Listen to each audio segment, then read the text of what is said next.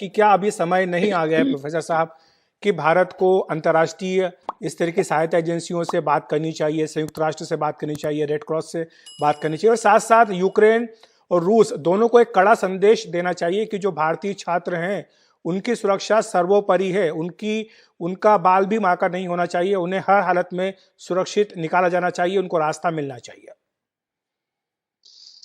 ये जो लगातार भारत के प्रधानमंत्री की बातचीत रूस के राष्ट्रपति से, या भारत के विदेश मंत्री की लगातार बातचीत यूक्रेन के विदेश मंत्री और पड़ोसी देशों के,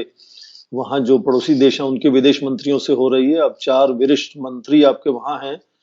तो ये जाहिर है कि इनकी सबसे बड़ी जो इस वक्त जिम्मेदारी है वो यही है कि भारतीय नागरिकों को, और ये सरकार ने खुलकर कहा है कि सबसे बड़ी जिम्मेदारी इस वक्त हमें अपने नागरिकों को सुरक्षित वहां से निकालने की है।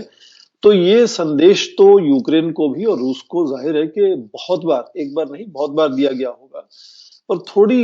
हैरानी की बात यह है, जैसे एम्बेसडर मीरा शंकर ने अभी कहा कि ऐसे युद्ध के हालात में हमेशा रेड क्रॉस जाकर सहायता करता है, और मुझे नहीं लगता कि चाहे वो यूक्रेन हो या रूस हो, रेड क्रॉस को इस तरह से सुरक्षित बाहर लोगों को लाने के काम में रुकावट डालने की कोशिश करेगा। लेकिन प्रोफेसर साहब तो इसमें क्या सवाल ये उठ रहा है कि जब रूस की ओर से ये कहा गया कि वो एक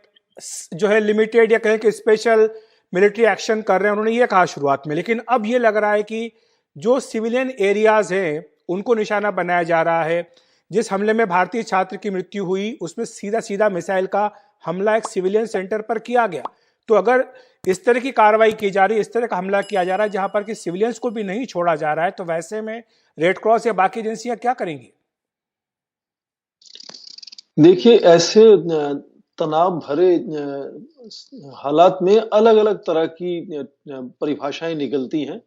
शायद हमें सुनने में बहुत खराब लगेगा, पर रूस के किसी राजनेता ने शायद ये यहां तक कहा कि ये अटैक यूक्रेन खुद ही करवा रहा है अपने सिविलियंस के ऊपर। पर कुछ हद तक, जिसको हम अंग्रेजी में कोलेटरल डैमेज कहते हैं, वो कितनी भी अति आधुनिक तकनीक इस्तेमाल हो युद्ध में, उसमें इस तरह के हादसे अक्सर हुआ करते हैं और हो जाते हैं। रूस शायद नहीं चाहेगा कि वो सिविलियन टारगेट्स का इस्तेमाल करे, क्योंकि वो उसके बिल्कुल पहले से अंतर्राष्ट्रीय जो विचार हैं, अंतर्राष्ट्रीय जो अभियान एक तरह से चला हुआ है, वो राष्ट्रपति पुतिन को एक तरह से विलन की तरह प्रदर्शित करने में लगा हुआ है। तो मुझे नहीं लगता कि कोई इस तरह का निर्णय लिया जाएगा, क्योंकि आज नहीं तो बाद में, चाहे वो 30 साल बाद, ये निर्णय आर्काइव्स में बाहर निकल कर लेकिन आते यही हैं कि सवाल